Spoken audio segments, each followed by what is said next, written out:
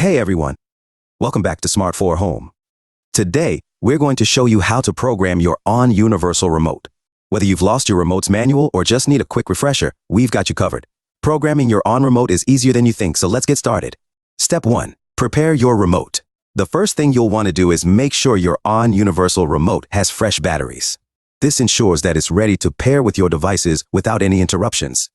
Step 2. Find the device code. Next, you'll need to find the correct device code for your TV, DVD player, sound system, or other devices you want to control. You can usually find this code in the remote's manual or by visiting the manufacturer's website. Step 3. Programming process. Now, let's start programming your ONN Universal Remote. Press and hold the Setup button on the remote until the indicator light turns on. Enter the specific code for your device using the number buttons on the remote. Each device has a unique code, so refer to your manual or online resources for the correct one. After entering the code, press the power button. If your device turns off, congratulations. You've successfully programmed your ONN Universal Remote. If your device doesn't turn off, don't worry. Simply repeat steps 1 to 3 with the next code listed for your device until you find the one that works.